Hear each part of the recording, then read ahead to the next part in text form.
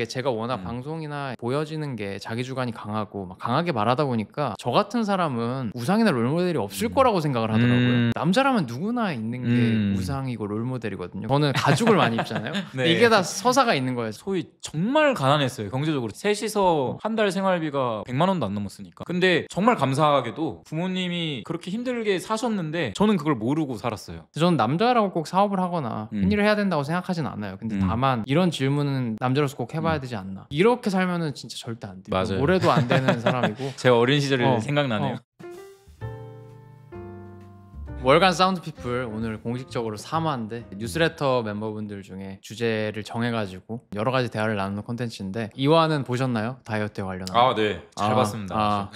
그때도 굉장히 재밌었는데 네. 오늘 같은 경우에는 주제가 뭐냐면 남자의 롤모델, 남자의 우상, 남자가 해야 될 자기개발에 대한 겁니다. 많은 멤버들 중에 굳이 종찬 씨를 제가 부른 이유는 저희가 또 통하는 게 있어요. 제가 봤을 때 좀 남자다운 이미지를 많이 추구하고 농담으로 상남자 호소인이라고 하는데 자기소개부터 간단하게 해주시면 감사하겠습니다. 네, 안녕하세요. 데이터 스테이션이라고 하는 회사를 운영하고 있는 김종찬이라고 합니다. 데이터 분석이랑 강의를 하는 업무를 하고 있고요. 기업에서 데이터를 바탕으로 인사이트 도출하고 문제 해결을 하는 역할을 하고 있습니다. 교육 쪽 사업을 하고 있어서 현재는 이제 슈퍼스쿨이라고 하는 학교 선생님들을 행정을 이제 보조해주는 어플리케이션도 개발하는 쪽에 이사로 참여를 하고 있습니다. 그 아이디어 참 좋더라고요. 제가. 네. 그리고 의문이 네. 종찬 씨가 맨 처음에 저희 사운드 커뮤니티 들어왔을 때가 기억이 나는데 사실 처음에는 좀 이상한 사람인 줄 알았던 왜냐면은 이게 사람을 많이 겪다 보면 프로필만 봐도 좋지 않은 느낌이 들어요. 뭐 어떤 느낌이냐? 본격적이다라는 느낌이요. 왜냐면 정장 딱 한 그 프로필 사진을 딱 해놓고 이름도 데이터 스테이션이야. 맞습니다. 이게 뭐지? 했는데 이제 와 보니까 이제 2023년 거의 초부터 지금까지 저랑 같이 하고 있는데 생각을 해보면 근데 내가 지금까지 아는 종찬이는 좀 공돌이란 말이죠. 그냥 공대생이에요. 그러니까 그런가요? 근데 이게 독서 모임이나 뉴스레터는 굉장히 인문학적이고 그런 컨텐츠잖아요. 어떤 계기가 있어서 계속 이렇게 있는지. 네. 그러니까 처음에는 저도 이제 유튜브로 사운드 다니엘님을 접했는데 그쵸, 대부분 생각하는 방향성도 비슷하고 인문학적인 관점에서 남성성과 여성성의 어떤 캐릭터리스틱을 이렇게 분석하는 콘텐츠들이 너무 좋더라고요. 이 유튜브는 정말 괜찮다 하면서 이제 주의 깊게 보고 있었는데 그때 이제 마침 북클럽 같은 것들을 한다고 맞아요. 그래서 이제 그때 한번 저기 한번 껴봐야겠다 해가지고 이제 참여를 하게 된 것 같아요. 북클럽 콘텐츠에서도 큐레이션 매번 하시잖아요. 그런 인문학을 서로 읽고 서로 얘기 나누고 다른 의견들 개진하고 또 거기서 내가 저 사람을 설득하는 방법도 한번 여기서 또 좀 익히게 되는 것 같아서 제가 이 책 읽는 거 특히 인문학 관련해서 토론하고 북클럽 참여하는 거를 계속 하고 있는 것 같습니다. 근데 계속 하시는 이유가 그래도 독서 모임이나 이런 게 괜찮나 봐요. 그러니까 그냥 이제 다른 일반적인 독서 모임은 자기의 어떤 격가지의 목적을 달성하려고 오는 사람들이 많이 있어요. 뭐 연애를 하려고 한다든지 자기의 뭔가를 이렇게 홍보를 하거나 저는 심지어 다단계 이런 사람들도 봤거든요. 있죠. 독서 모임 와가지고 근데 여기에는 사운드의 리더인 다니엘님이 이 독서 모임을 관리를 해주시고 근데 지금은 더 그렇죠. 지금은 이제 뭐 돈을 낸다고 해도 제가 승인을 안 하면 올 수가 없으니까 제가 근데 사실 종현 씨는 잘 모르겠지만 2023년 처음 했을 때만 해도 있었어요. 근데 제가 제가 땅 올림 시전한 거죠. 물론 저희는 남미세나 여미세를 제가 철저하게 거르지만 본인은 여기서 결혼하시잖아요. 그렇죠. 이거에 대해서 해명을 해주시면 어떨까. 오랜 여성 팬을 바로 데려가셨어요. 맞습니다. 제가 꼬셔버려가지고 그분은 2022년부터 있었는데 맞습니다. 우리는 연애를 목적으로 오면 너무 티가 나고 바로 도태되기 때문에 근데 어쨌든 남녀가 만나니까 사귈 수 있잖아요. 근데 항상 보면 예상치 못한 쟤네들이 왜 그리고 다 오래 만나니까 너무 보기 좋고 맞아요. 연애를 할 목적으로도 오진 않았었거든요. 그냥 제가 하는 일이나 이런 것들이 제 성향도 그렇고 약간 좀 편협적으로 제가 생각을 하는 경우나 경향이 있어가지고 이 사운드 모임에 이제 북클럽 같은 걸 하면서 좀 다양한 관점에서 뭔가를 접근할 수 있겠다라는 목적으로 이제 처음에 왔었는데 와 보니 생각보다 너무 괜찮으신 분이 계셔가지고 이제 근데 이건 인정이지. 사실 2년을 했는데 솔로이고 이제 서로 마음에 들고 하면은 그래서 저는 너무 좋고 근데 이제 결혼하신다 된다고. 맞습니다. 그래서 오늘 이제 아. PD님이랑 아. 다니엘님 아. 초청하려고 청첩장도 아, 제가 따로 그래, 주세요. 준비를 청첩장. 해왔습니다. 아, 네. 여기. 축하드립니다. 네. 네. 근데 그래도 북클럽이라는 데를 관리를 음. 진짜 잘한다는 가정하에는 만남의 수단으로 가장 그래도 허들도 있고 좋지 않나. 근데 진짜 많이 관리해야 돼요. 독서 모임이라고 해도 이미 그걸 노리고 오는 인간들이 많아서 이런 애들이 있대요. 막 여기 성비 어떻게 되나요? 아, 비율.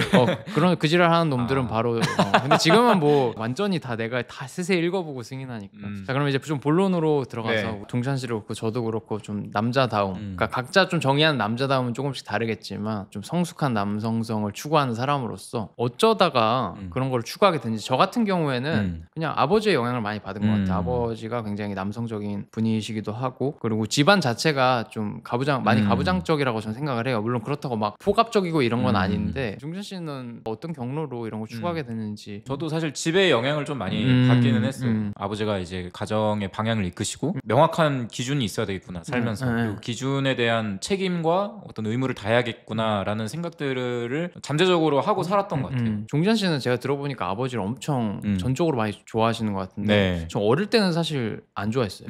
그러다가 한 아빠랑 좀 사이가 좋아진 게 20대 중반부터 이렇게 됐는데 크고 보니까 아버지가 물론 독단적인 구석도 있고 대기업에서 별까지 단 사람들은 가족들도 약간 부하 직원 다루듯이 하는 게 있어요. 그 페르소나에서 못 벗어나는데 지금은 엄청 좋아하시죠. 은퇴하고 나서. 어쩔 수 없는 것 같아요. 그러니까 어떤 장점이 있으면 그림자도 있는 거니까 빛나는 부분들 덕분에 나도 그런 좋은 영향을 많이 받은 것 같다는 생각이 들더라고요. 남들은 쉽게 배울 수 없는 그런 리더십이나 이런 것도 자연스럽게 배웠다고 생각을 해서 지금은 존경하는 부분이 꽤 많습니다. 이제 다음 주제로 넘어가서 이게 진짜 본 주제라고 생각을 하는데 저는 이게 채널 운영하면서 그 아까도 말했지만 남자 팬분들이 진짜 많거든요. 네. 저보다 훨씬 동생의 친구 중에 저를 굉장히 우상으로 바라보는 친구들도 많고 뭐 아는 분들이 있잖아요. 보성이라든지 네, 그렇죠. 뭐 정훈이도 있고 그래서 이따가 내가 깜짝으로 전화를 한번 해볼까도 생각이. 전화 통화도요. 이게 제가 워낙 방송이나 이런 보여지는 게 자기 주관이 강하고 막 강하게 말하다 보니까 저 같은 사람은 우상이나 롤모델이 없을 거라고 생각을 하더라고요. 남자라면 누구나 있는 게 우상이고 롤모델이거든요. 그리고 실제로 남자한테 이제 성장 과정에서 남자 영웅서사에서 가장 중요한 게 일종의 대부라고 하죠. 그 네, 영화 그렇죠. 대부에서 아버지 대신에 조언해 줄 수 있는. 어렸을 때는 아버지가 중요한데 나이가 이제 한 20대가 되면 청년이 되면 그런 대부가 되게 중요해요. 그러니까 구루 역할을 해주는 남자 인생에서 굉장히 중요하다 보니까 종찬 씨랑 좀 그거에 대해서 대화를 나눠보고 싶습니다. 나한테 영향을 크게 준 우상과 롤모델이랄까요? 뭐 실제 인물도 괜찮고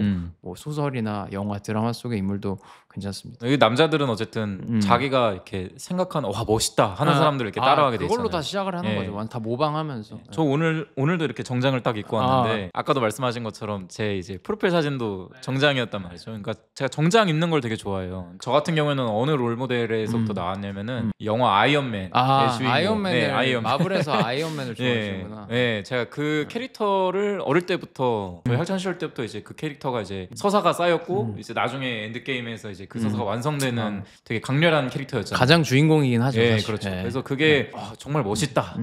되게 또 사업가적 기질도 있고 싸우기도 잘 싸우고 이러다 보니까 이런 복장이라든지 저의 어떤 이런 애티튜드 관련된 부분에 있어서 이 아이언맨이 정말 멋있구나.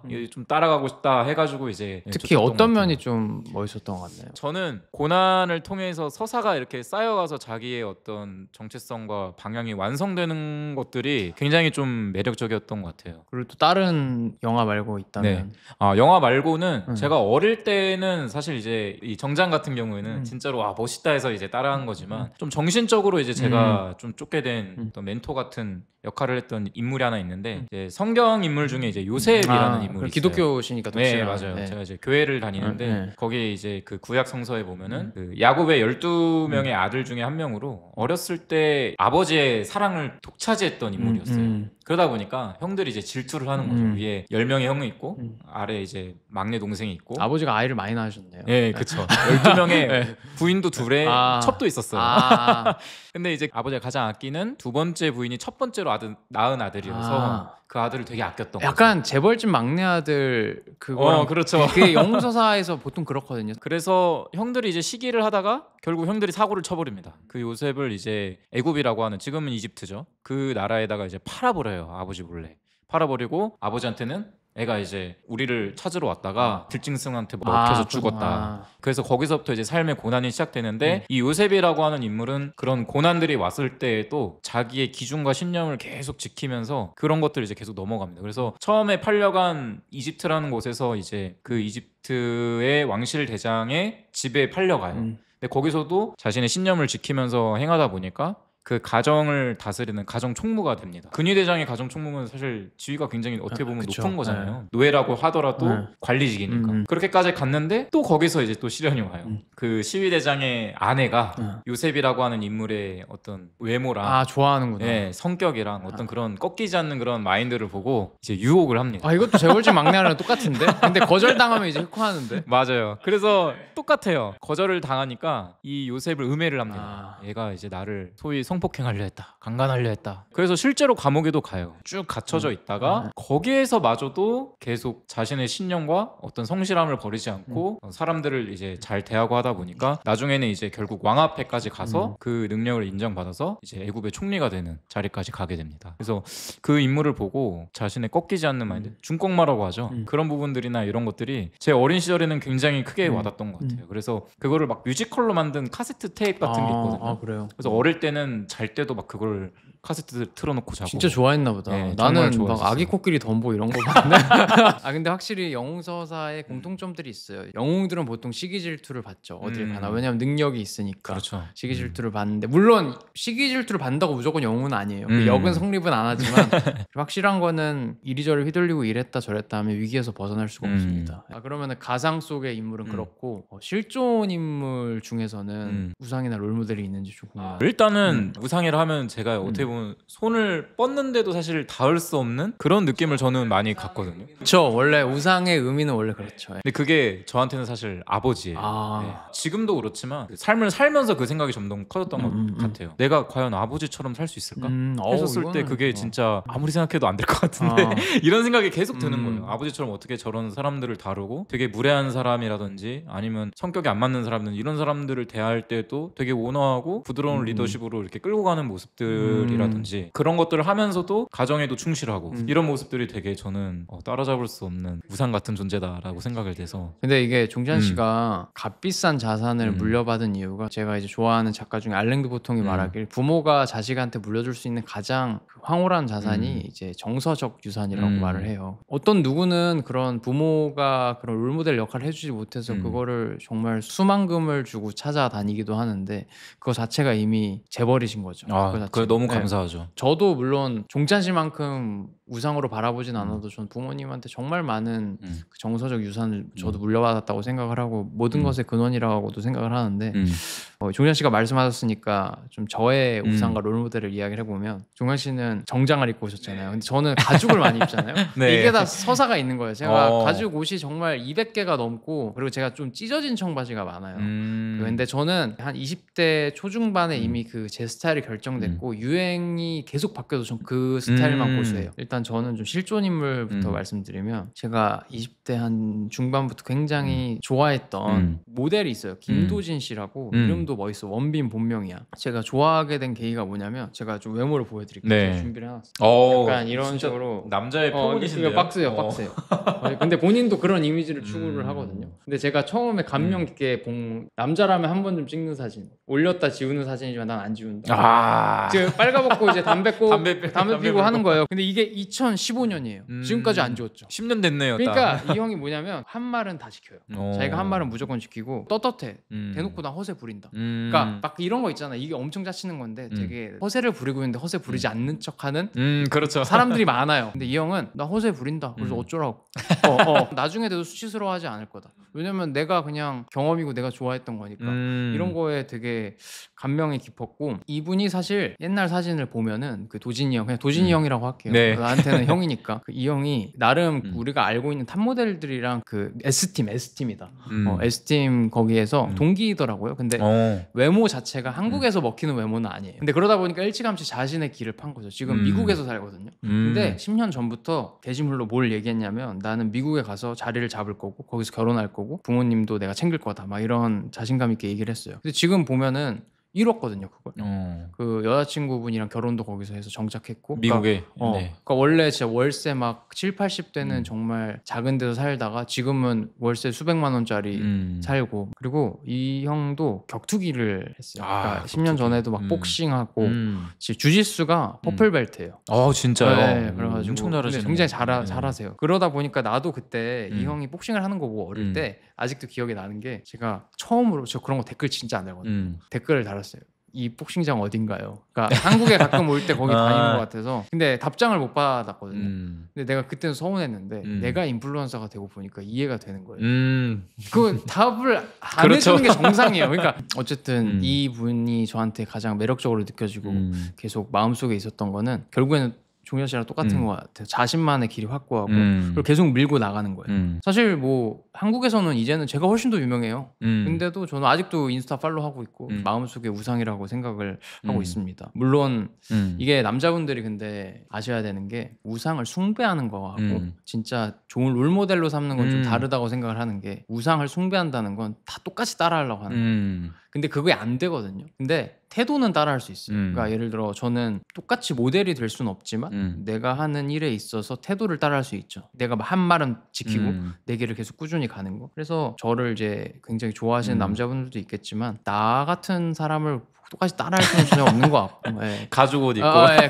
그냥 내가 좋아하는 걸 계속 밀고 나가면 나랑 같이 가는 거예요. 같이 나랑 같은 이상을 겪는 거기 때문에 같은 방향성을 바라보는 게 맞아요. 중요하다고 생각이 들고 저 같은 경우도 이제 어쨌든 유튜브나 이런 걸 많이 보다 보니까 유튜버 중에 이제 김계란 씨라고 네, 피지컬 갤러리. 네. 사실 예전에 그 원래 그분을 알게 된 게 그냥 헬스 유튜버로 저는 본 게 아니라 그 가짜 사나이 있잖아요. 그 컨텐츠로 이제 접하게 돼서 이제 보게 됐었거든요. 근데 이제 그때 이제 나왔던 마인드셋에서는 김계란 유튜버가 좀 그랬었고 두 번째가 이제 그 제가 복싱장 다닐 때 저도 복싱 관련해서 이제 멘토가 한 명 있었는데 실존 인물이에요. 제 지인이라고 해야 되나? 그러니까 제가 처음에 격투기를 배웠었던 복싱을 배웠었던 그 라이프 복싱장의 관장님. 네, 정복형 진짜 가까운 인물. 네, 관장님이 계신데 그때 이제 같이 훈련을 하면서 다 똑같이 힘든데도 주먹 하나 안 내리고 계속 같이 훈련을 하셨거든요. 저희랑. 보통 관장들은 그냥 미트 받아주면서 그쵸. 뭐 훅 이러고 받아주기만 하잖아요. 근데 이제 같이 글러브 끼고 와서 러닝머신도 같이 뛰고 같이 샌드백도 치고 하다 보니까 이런 운동에 있어서는 진짜 저 사람만큼 가야 내가 뭔가를 했다고 말할 수 있겠구나. 그런 부분들을 이제 또 배우면서 또 이제 운동 쪽에서는 내 멘토는 정복형 관장이다.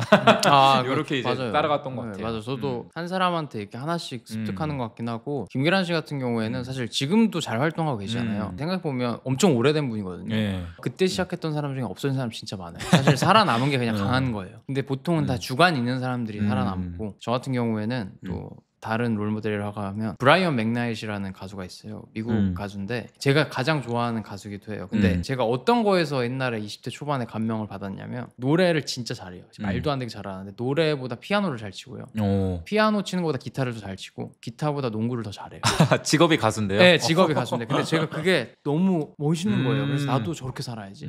가장 잘하는 거를 본업으로 하는 게 아니라 본업이 있는데 이거보다 더 잘하는 취미들이 한 3개 있는 거예요. 저도 그러다 보니까 그게 따라가게 된 것 같아요. 물론 뭐 저는 뭐 그 정도로 피아노를 잘 치고 막 그런 건 아니지만 어쨌든 본업만큼 잘하는 뭔가 취미가 있는 편이라고 생각을 하거든요. 가상의 인물이라고 하면 제가 좋아하는 진짜 수십 번 본 영화가 2개가 있는데 반지의 제왕이랑 반지의 제왕. 네, 반지의 제왕이랑 이제 트로이라는 영화인데 반지의 제왕에서 특히 이제 아라곤이라는 인물을 제가 진짜 좋아해요. 지금도 좀 동기가 약해질 때마다 그 반지의 제왕 3에서 왕의 기한에서 로한 기마대 행진 장면이 있어요. 네.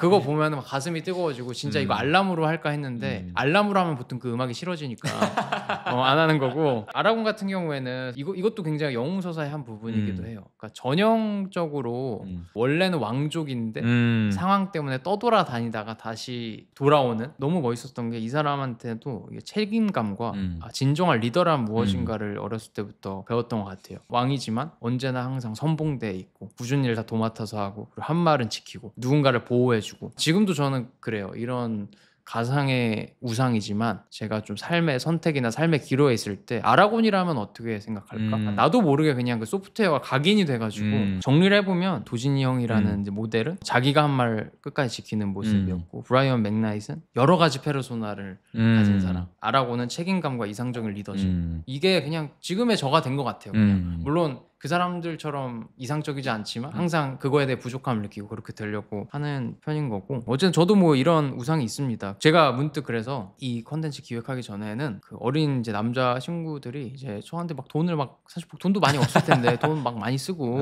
하는 거 보고 왜 이렇게 나한테 돈을 쓸까 했는데 이제는 이해가 되는 게, 생각을 해보니까 만약에 그 도진이 형이 그 당시에 옷을 팔았으면, 근데 아무것도 안 팔았거든요. 저 한 1,000만 원 썼을 것 같아요. 그러니까 다 따라 샀을 것 같아요. 왜냐면 다 따라하고 싶으니까. 근데 그 형은 이상하게 그런 뭐 온라인 마켓이나 이런 걸 안 잃었어요. 그냥 본업에 집중한 거지. 그래서 충분히 다 이해가 되고, 이게 서로 진짜 선순환이 있는 게 이제 남성 팔로워분들이 이런 친구들이 있으니까 이 친구들 때문에 좀 올바르게 살아야 되겠다는 결심을 많이 하는 것 같아요. 좀만 유명해져도 사실 좀 유혹적인 일이 많거든요. 보성이 막 정훈이 막 이런 친구들이 어쨌든 나의 모습을 보고 내가 더 올바르게 살아야 되지 않나, 그래서 서로 선순환하면서 서로의 성장에 도움이 되지 않나라는 생각을 합니다. 팬분들의 성별하고 나이대가 있으면 유독 마음이 더 가는 게 남자 좀 동생들인 것 같아요. 그래서 내가 생각을 한 게, 잠깐 내가 번호를 해놨는데 전화해볼까? 기다려. 그 핸드폰 좀 가져줘. 전화를 받을지 모르겠는데. 여기 왔다. 보성아, 다니엘 형이야. 왜 끊어? 다니엘님. 네. 지금 왜 갑자기 전화했냐면, 지금 종찬 씨랑 월간 사운드 피플 찍고 있는데 그 남자의 우상에 대해서 이야기를 하고 있는데 또 보성이가 생각이 나가지고 지금 촬영하고 있어, 촬영. 그래서 보성이의 우상은 누구니? 제 우상이요? 전화 거셨네요. 전화 나지? 역시 그럴 줄 알았어. 그래서 보성이 또 잘 지내고 있나, 또 북클럽 온 지도 몇 개월 됐고 해가지고 또 보고 싶기도 하고. 뭐 여러 가지 많은 일이 있었지만 낙선하고 열심히 살고 있습니다. 그래, 보기 좋고 그냥 목소리 듣고 싶어서 전화해봤어. 또 곧 보도록 하자. 또 보성이를 위한 자리는 언제나 있기 때문에. 네, 감사합니다. 그래. 오케이, 좋았어. 이 친구 근데 굉장히 훌륭한 친구예요. 맞습니다. 진짜 제가 본 이 나이 때 저런 생각을 가질 수가 없는데, 얘 꿈이 블루 칼라 중에 제일 똑똑한 사람인데 지금 이미 되고 있어요. 맞아요. 그러니까 그래가지고, 저도 얘기를 했었었는데 처음에는 직업이랑 그런 내용만 듣고 정말 대단한 사람이다, 나이가 어떻게 되실까 했는데 엄청 어리잖아. 거의 한 7, 8살 차이 나는 거예요. 그리고 이 친구는 잘생겼잖아요. 네, 그렇죠. 제 생각에 여자 근데 실제로 많이 울리고 다니는 것 같아요. 진짜로 부럽네요. 선수예요, 선수. 어쨌든 이어서 이야기해 봅시다. 종현 씨 하는 자기개발과 왜 그거를 그렇게 빠지게 됐는지. 제 독특한 취미가 하나 있죠. 다니엘님과 한번 체험도 같이 했었었는데 사진 보내줄게, 같이. 전술 훈련을 이제 하고 있습니다. 그러니까 그게 진짜 뭐 병정놀이가 아니라 진짜 찐. 네, 맞아요.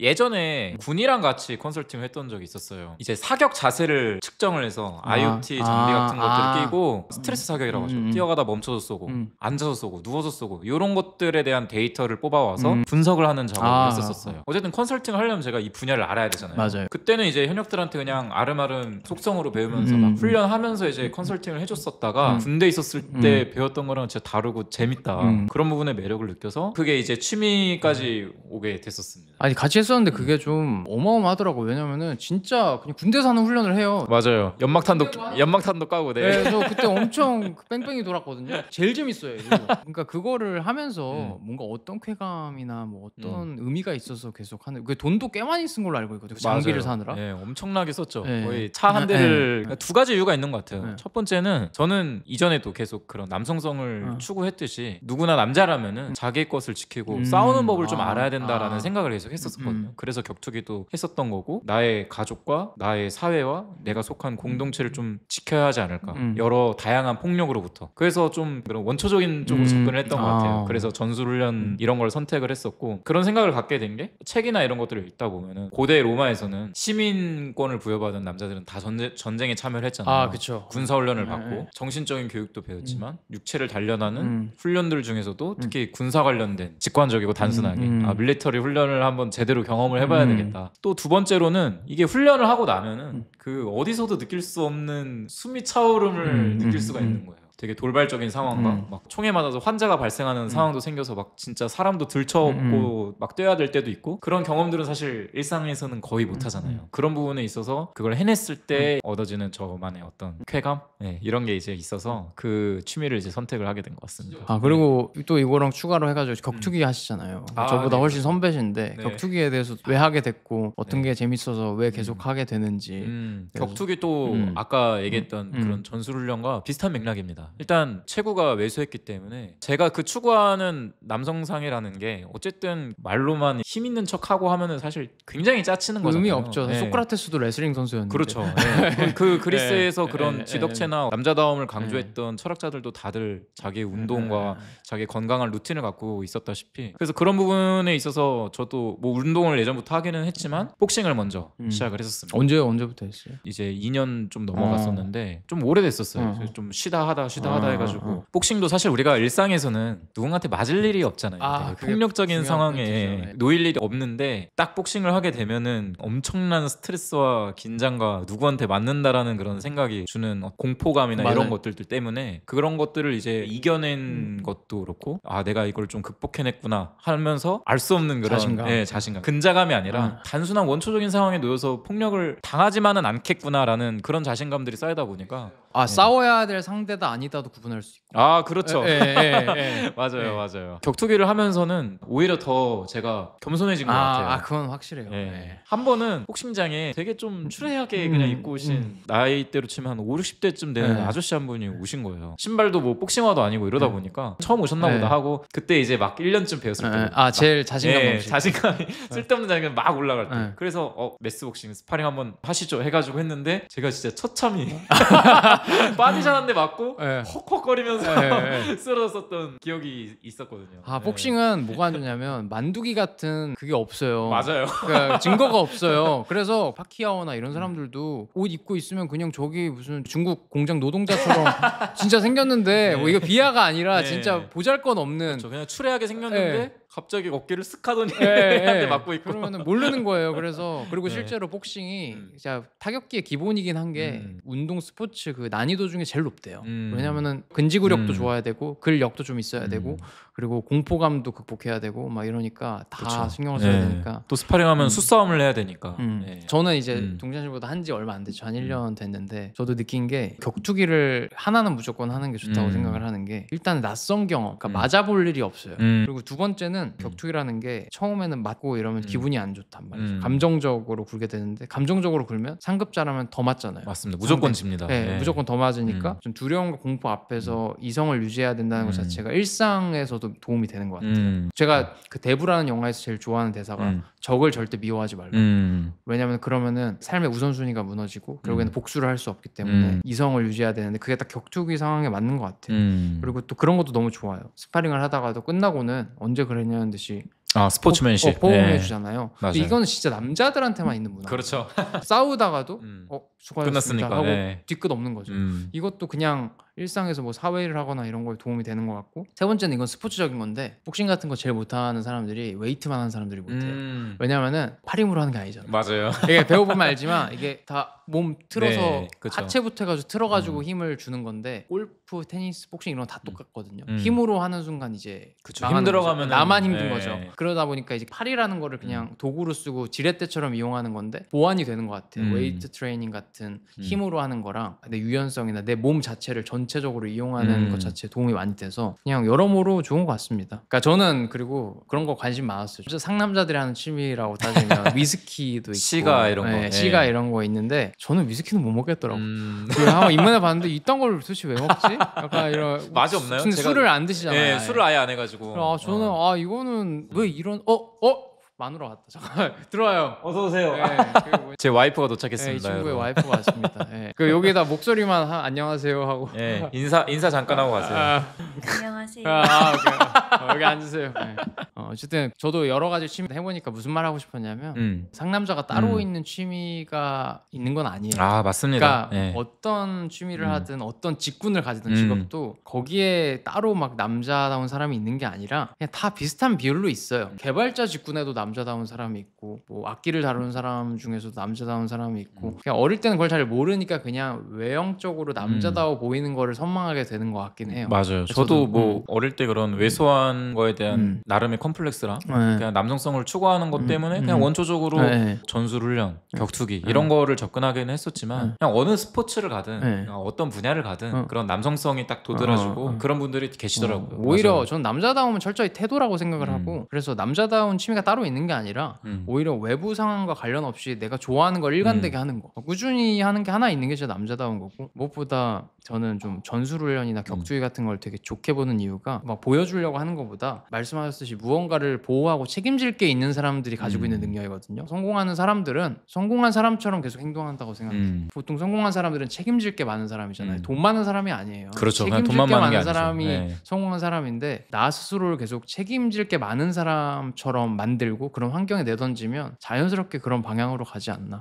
라는 생각이 듭니다. 이 이야기는 이 정도 하고 마지막 이야기. 제가 사실 종찬 씨를 초대하게 된 이유는 불러 오시고 하는 남자분들 중에 가장 좀 독특한 길을 걷는다고 생각을 해요. 좀 남한테 영향도 덜 받는 것 같고 좀 영웅서사를 쓴다는 관점에서는 가장 적합한 인물이라고 생각해서 초대를 한 건데 이제 사업을 하고 계시잖아요. 지금까지 오기의 과정? 이거를 좀 설명해 주시면 좋을 것 같아요. 동기, 뭐 과정, 감정 뭐 이런 거 이야기해 주시면 좋습니다. 재밌을 것 같습니다. 그러니까 저는 어렸을 때부터 꿈이 대학을 만드는 게 꿈이었어요.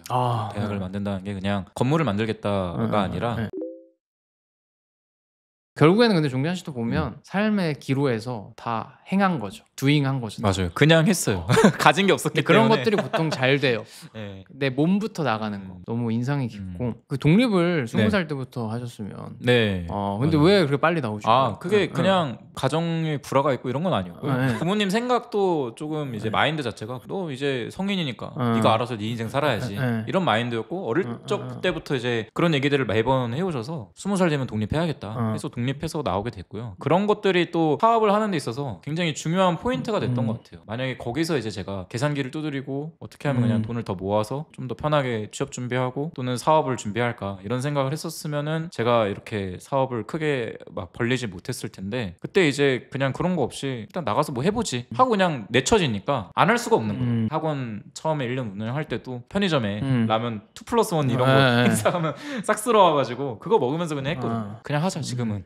그런 생각이 그때 그런 독립을 하게 되면서 좀 만들어졌던 것 같습니다. 그쵸. 어렸을 때 가정 환경은 어땠어요? 뭐 가정 부유한 환경은- 편이었나요? 아니면 저희 집이 그렇게 경제적으로 부하지가 않았거든요. 소위 정말 가난했어요. 경제적으로 셋이서 한 달 생활비가 100만 원도 안 넘었으니까. 그러면은 진짜 근데 정말 감사하게도 부모님이 그렇게 힘들게 사셨는데 저는 그걸 모르고 살았어요. 그러면은 가난한 줄 부모님이 모르고. 대단한 거죠. 그래서 그게 너무 일단 지금도 부모님께 너무 감사드리는 부분이고 저의 어떤 경제관념과 돈에 대한 생각이 조금 남들과는 다르게 그러니까 그때도 부모님이 항상 얘기해 주신 게 돈은 어쨌든 사회적인 신용이다. 돈을 벌려고 너가 뭔가를 하면은 진짜 벌 수 없고 너가 사람들에게 믿을 사람이 돼야 그 사람들이 너한테 돈을 주는 거지. 이런 얘기들을 많이 해주셔가지고 어릴 때도 하더라도 그냥 우리 가족 셋이서 외동이거든요. 셋이서 그냥 알콩달콩 막 재밌게 없는 대로 막 지내고 밥도 그냥 계란밥 맨날 먹으면서 그마저도 전 맛있었어요. 그러니까 부모님이 굉장한 사랑으로 저를 키워주셨죠. 저는 이 부분을 좀 남자 대 남자로 리스펙하는 게 제가 약간의 컴플렉스가 뭐냐면 저 같은 경우 독립을 되게 늦게 했어요. 저는 그리고 사실 지금 따지고 보면 저는 꽤 유복했던 것 같아요. 근데 저는 근데 비교를 하면 안 되는 게 저는 어렸을 때 대학 가기 전까지는 저희 집 가난한 줄 알았어요. 왜냐면은 제 친구들이 겁나 부자거든요. 내가 친구들 중에 제일 가난했던 거죠. 근데 대학을 가보니까 우리 집이 부유한 편인데? 라는 생각이 들더라고요. 그러다 보니까 되게 나약한 측면이 있어가지고 그래서 한동안 그런 제 모습을 굉장히 미워했었는데 이제는 완전히 독립하고 뭘 깨달았냐면 결국에는 그런 것도 다 장단이 있구나. 저 같은 경우에는 완전히 가난해지는 그런 거에 대한 두려움이 더 클 거 아니에요. 그러다 보니까 사업을 좀 안전하게 해요. 그거를 내가 못 견딜 것 같으니까 안전하게 그런 장점이 있고 굳이 따지고 보면 되게 성공한 사람 중에 집안이 부유했던 사람 사람이 더 많긴 해요. 그렇죠. 훨씬 더 많아요. 비율적으로. 집안 환경이 그렇게 좋지 않았지만 자수성가한 사람한테도 배울 게 있고 절반이 있고 집안 환경이 부유했는데 거기 성공한 사람한테도 배울 게 있어요. 그럼요. 저도 그런 사람들한테 다양하게 배울 게 있다고 생각을 해가지고 지금은 제 그 모습에 대해서 부끄러워하지 않는데 그러니까 어쨌든 저는 아래에서 깨어나오는데 시간이 많이 걸렸다 보니까 본능적으로 리스펙하게 되는 건 있는 거죠. 그런 거를 되게 좋게 봅니다. 감사합니다. 저는 사실 좀 운이 좋다고 생각을 하거든요. 제 자신이. 저보다 더 치열하게 사는 사람들도 있다고 저는 생각을 하고 실제로 제가 그런 사람들도 많이 봤으니까. 이게 노력만으로 또는 어떤 어릴 때 막 가난했으니까 그런 뭐 돈 버는 사람들 모습을 따라갔으니까 잘 산다 이런 게 아닌 것 같아요. 거기에마다 우리가 배울 게 있고 저 같은 케이스는 어쨌든 잃을 게 없으니까 그냥 이것저것 다 해보는 스타일로 이제 사업을 했었고. 근데 뭐 어쩌다 보니까 사실 우리가 사업 얘기를 하게 됐는데 둘 다 사업을 하니까 근데 저는 남자라고 꼭 사업을 하거나 큰 일을 해야 된다고 생각하진 않아요. 근데 다만 이런 질문은 남자로서 꼭 해봐야 되지 않나. 내가 살고 있는 매일이 진짜 내가 원하는 삶인가. 종지현 씨도 똑같았을 거예요. 매일의 삶이 내가 원하던 게 아니기 때문에 뛰쳐나간 걸 거라고 생각을 해요. 근데 저도 그랬거든요. 근데 지금 내가 매일 원하는 삶을 산다면 그리고 그걸로 정진한다면 그냥 똑같이 저는 굉장히 남성적인 거라고 생각을 하고 다만 매일 원하지 않는 삶을 산다면 그리고 내가 원하지 않는 모습이 되겠죠. 그렇죠. 그 부분만 좀 조심하면 되지 않나. 그러니까 뭐 예를 들어 이런 거죠. 나는 그 멋있는 몸을 원해 하는데 지금 TV에 누워서 팝콘 먹고 있어. 이렇게 살면은 진짜 절대 안 돼. 맞아요. 올해도 안 되는 사람이고. 제 어린 시절이 생각나네요. 그러니까 내가 원하는 게 저 모습이라면 지금 당장 뛰고 아령 들고 해야 돼요. 내가 그런 걸 원하면은 그거를 그냥 해야 되는 거예요. 그게 꼭 뭐 직업이고 뭐 이런 걸 떠나서 그냥 직장인이어도 그럴 수 있잖아요. 그냥 자기 사수나 또는 나의 어떤 임원이나 그룹장 중에 뭐 저 사람 되게 멋있다. 나는 저런 임원처럼 되고 싶다 하면은 자기 회사에서의 맡은 바를 열심히 하고 야근도 해야 될 거고 그렇게 나아가는 게 진짜 중요하다라고 생각이 들고 그게 아니고 방향성 없이 그냥 뭐 주어진 대로 그냥 사는 거지 요거는 저는 조금 생각해 볼 필요가 있다. 그러니까 내가 가질 수 있는 최선의 모습을 가지는 게 중요하다. 그러니까 예를 들어 저는 이렇거든요. 일론 머스크가 엄청 위대한 기업인인데 저는 그렇게 되고 싶지도 않고 그렇게 될 수도 없어요. 왜냐하면 저는 뭐 그런 기술적인 지식이 없거든요. 근데 나는 그렇다고 내 삶이 비루하다고 느끼지 않아. 왜냐면 나는 나만의 분야가 있으니까. 예를 들어 제가 좋아하는 우상으로 삼은 도진이 형도 세계 최고의 모델은 아니지만 자기만의 분야를 찾아가지고 잘 먹고 살고 있어요. 전 그게 진짜 성공이라고 생각을 하고 마냥 돈 제일 많이 버는 사람 이런 거를 지향하는 사람들이 제일 쉽게 포기하는 것 같아요. 맞아요. 네, 그걸 좀 조심해야 되는 모습. 맞아요. 그만큼 벌면 또 새로운 목표가 생겨요. 돈 많이 버는 사람들은 너무 많기 때문에 세상에. 맞아. 그게 막 자꾸 막 돈이랑 자꾸 남성적인 걸 연결시키는 게 오히려 그렇지 않거든요. 맞아요. 좀 제가 볼 때는 그냥 결이 다른 것 같아요. 결이 오히려 약간 정신분석학 쪽으로 가면 세속적인 욕심 이런 거는 여성성 쪽에 가깝고 사실 남자들은 신념이나 그런 보이지 않는 거를 많이 역사적으로 위인들이 다 쫓아왔기 때문에 결국 그 남자로서의 이 사회에서의 신뢰가 쌓이면은 그게 결국 돈이 돼서 돌아오는 거거든요. 그러니까 돈을 많이 버는 남자 알파메일 막 이런 얘기 하잖아요. 결국 그 사람이 그 사회에서 우리가 돈을 그만큼 줄 수 있는 믿음직한 역할을 하고 있다는 뜻이기도 하기 때문에 저는 돈이나 이런 액수를 쫓는 것보다는 자기가 어떤 사람들에게 어떤 신용을 받을지 어떤 믿음을 사람들한테 나눠줄지를 생각을 해보고 그런 것들을 좀 쫓아가야 되는 사람이 돼야 남성적인 사람이 아닐까. 뭐 예를 들어서 석가모니랑 예수가 돈이 제일 많은 사람은 아니잖아요. 그렇죠. 지금까지도 정신적 지주의 역할을 맞습니다. 하고 있는데 그러니까 내가 맞는 옷으로 최고가 되면 모두 진짜 남자다운 사람 배울 만한 사람이라고 생각을 하고 나만 할 수 있는 거 있잖아요. 다른 건 몰라도 이거는 무조건 다니엘 해야 돼.